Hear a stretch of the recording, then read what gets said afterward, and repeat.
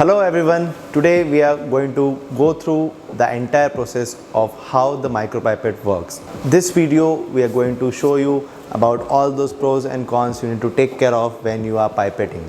Let's begin. First step for the beginners to know how the micropipette works is start with choosing the right pipette.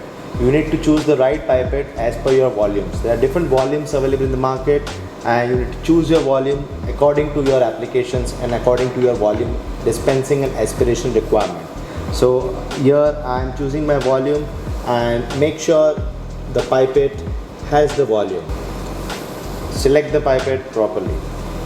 Second step would be attaching the pipette to the right tip. So again you need to check the tip box. Tip box always has a volume of tips mentioned.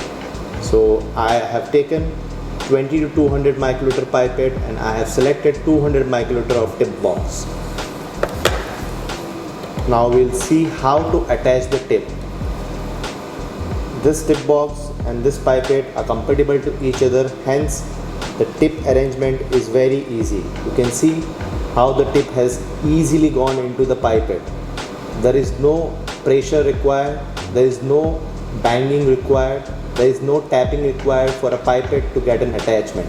If you can see the seal of pipette and tips, it has to be a leak proof seal. So here you can see without any banging of pipette into the tip box, you get a perfect seal. Third step, which is most critical step, immerse the pipette into the liquid on the 90 angle. Your hands should be on 90 angle. So it should go this way. You cannot take the sample in a sideways or else there will be a possibility of getting air bubbles into it. So it's important for you to keep your hands straight at 90 angle and that's the right way to aspirate the liquid.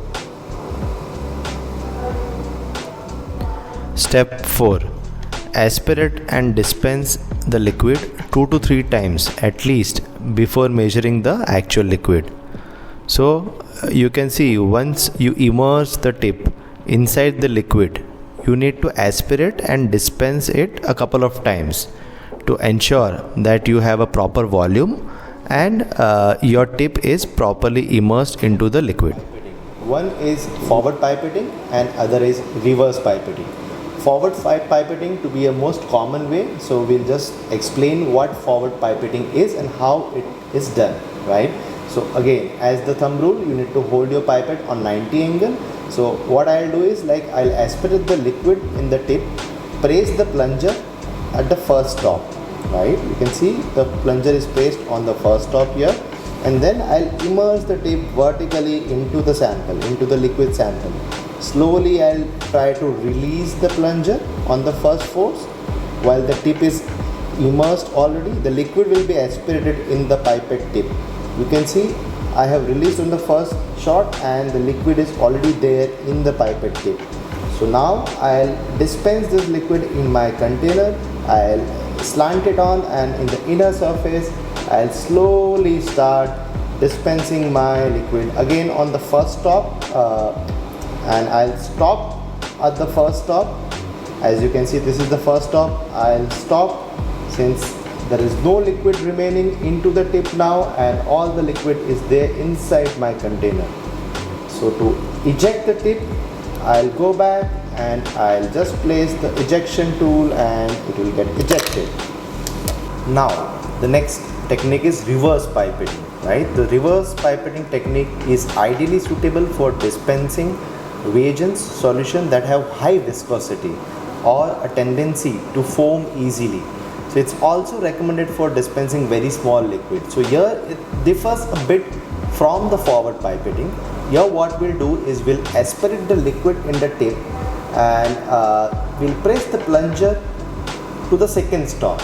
While in the forward pipetting we are placing the plunger only on the first stop. Now as you can see my thumb going down, I'll go till the second stop and then immerse the pipette into the liquid, slowly releasing my plunger while the tip is still immersed so that all the liquid will be aspirated in the pipette tip.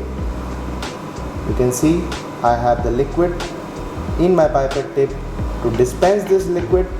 Again, I'll need to place my tip on the inner wall of the tube and make sure I have a steep angle for that. I'll slowly place the plunger to the first stop. Make sure only to the first stop. If I go on the second stop during the dispensing, it will dispense more liquid than required, right? So here I am, I'll eject the tip, and here you go. Thank you for watching this video. Subscribe our channel for more such videos.